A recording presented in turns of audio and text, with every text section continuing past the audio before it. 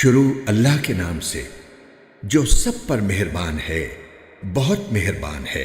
قسم ہے ان ہواؤں کی جو گرد اڑا کر بکھیر دیتی ہیں، پھر ان کی جو بادلوں کا بوجھ اٹھاتی ہیں، پھر ان کی جو آسانی سے رواں دواں ہو جاتی ہیں، پھر ان کی جو چیزیں تقسیم کرتی ہیں کہ جو وعدہ تم سے کیا جا رہا ہے وہ یقینی طور پر سچا ہے، اور اعمال کا بدلہ یقیناً مل کر رہے گا۔ قسم ہے راستوں والے آسمان کی کہ تم متضاد باتوں میں پڑے ہوئے ہو۔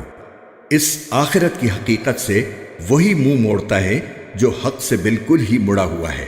خدا کی مار ہو ان پر جو عقیدے کے معاملے میں اٹکل پچو باتیں بنایا کرتے ہیں، جو غفلت میں ایسے ڈوبے ہیں کہ سب کچھ بھلائے بیٹھے ہیں۔ پوچھتے ہیں کہ جزا و سزا کا دن کب ہوگا؟ اس دن ہوگا جب انہیں آگ پر تپایا جائے گا کہ چکھو مزہ اپنی شرارت کا، یہی ہے وہ چیز جس کے بارے میں تم یہ مطالبے کرتے تھے کہ وہ جلدی آ جائے۔ متقی لوگ بے شک باغوں اور چشموں میں اس طرح رہیں گے کہ ان کا پروردگار انہیں جو کچھ دے گا اسے وصول کر رہے ہوں گے۔ وہ لوگ اس سے پہلے ہی نیک عمل کرنے والے تھے۔ وہ رات کے وقت کم سوتے تھے اور سحری کے اوقات میں وہ استغفار کرتے تھے، اور ان کے مال و دولت میں سائلوں اور محروم لوگوں کا باقاعدہ حق ہوتا تھا، اور ان کے لیے جو یقین کرنے والے ہوں زمین میں بہت سی نشانیاں ہیں، اور خود تمہارے اپنے وجود میں بھی کیا پھر بھی تمہیں دکھائی نہیں دیتا؟ اور آسمان ہی میں تمہارا رزق بھی ہے اور وہ چیز بھی جس کا تم سے وعدہ کیا جا رہا ہے۔ لہٰذا آسمان اور زمین کے پروردگار کی قسم، یہ بات یقیناً ایسی ہی سچی ہے جیسے یہ بات کہ تم بولتے ہو۔ اے پیغمبر، کیا ابراہیم کے معزز مہمانوں کا واقعہ تمہیں پہنچا ہے؟ جب وہ ابراہیم کے پاس آئے تو انہوں نے سلام کہا، ابراہیم نے بھی سلام کہا، اور دل میں سوچا کہ یہ کچھ انجان لوگ ہیں۔ پھر وہ چپکے سے اپنے گھر والوں کے پاس گئے اور ایک موٹا سا بچڑا لے آئے اور اسے ان مہمانوں کے سامنے رکھا۔ کہنے لگے، کیا آپ لوگ کھاتے نہیں؟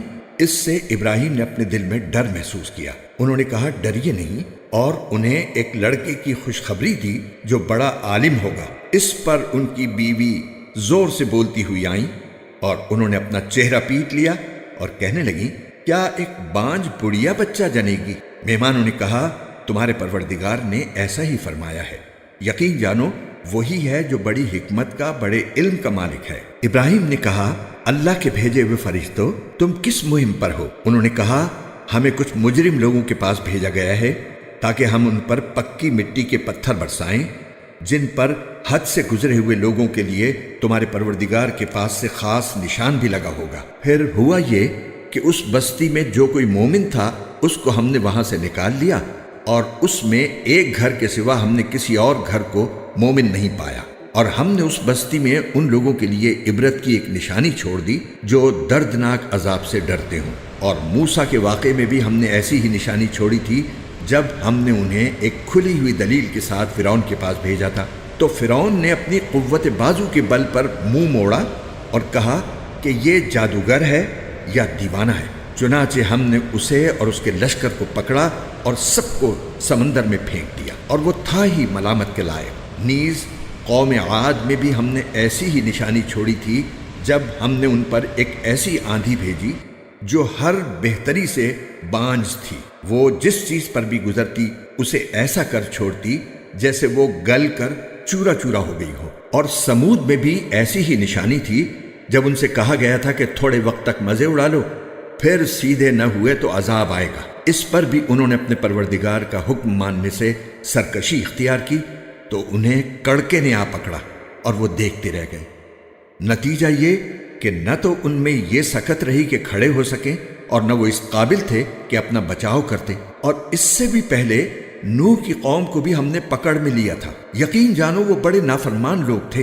اور آسمان کو ہم نے قوت سے بنایا ہے، اور ہم یقیناً وسعت پیدا کرنے والے ہیں، اور زمین کو ہم نے فرش بنایا ہے، چنانچہ ہم کیا خوب بچھانے والے ہیں، اور ہر چیز کے ہم نے جوڑے پیدا کیے ہیں تاکہ تم نصیحت حاصل کرو۔ لہٰذا دوڑو اللہ کی طرف، یقین جانو میں اس کی طرف سے تمہارے لیے صاف صاف خبردار کرنے والا بن کر آیا ہوں، اور اللہ کے ساتھ کوئی اور معبود نہ بناؤ، یقین جانو میں اس کی طرف سے تمہارے لیے صاف صاف خبردار کرنے والا بن کر آیا ہوں۔ اسی طرح ان سے پہلے جو لوگ تھے ان کے پاس بھی کوئی پیغمبر ایسا نہیں آیا جس کے بارے میں انہوں نے یہ نہ کہا ہو کہ جادوگر ہے یا دیوانہ ہے۔ کیا یہ ایک دوسرے کو اس بات کی وصیت کرتے چلے آئے ہیں؟ نہیں، بلکہ یہ سرکش لوگ ہیں۔ لہٰذا اے پیغمبر تم ان سے بے رخی اختیار کرو کیونکہ تم قابل ملامت نہیں ہو، اور نصیحت کرتے رہو کیونکہ نصیحت ایمان لانے والوں کو فائدہ دیتی ہے۔ اور میں نے جنات اور انسانوں کو اس کے سوا کسی اور کام کے لیے پیدا نہیں کیا کہ وہ میری عبادت کریں۔ میں ان سے کسی قسم کا رزق نہیں چاہتا اور نہ یہ چاہتا ہوں کہ وہ مجھے کھلائیں۔ اللہ تو خود ہی رزاق ہے، مستحکم قوت والا۔ اب تو جن لوگوں نے ظلم کیا ہے ان کی بھی ایسی ہی باری آئے گی جیسے ان کے پچھلے ساتھیوں کی باری آئی تھی، اس لیے وہ مجھ سے جلدی عذاب لانے کا مطالبہ نہ کریں۔ غرض جن لوگوں نے کفر اختیار کیا ہے ان کی اس دن کی وجہ سے بڑی خرابی ہوگی جس کا ان سے وعدہ کیا جا رہا ہے۔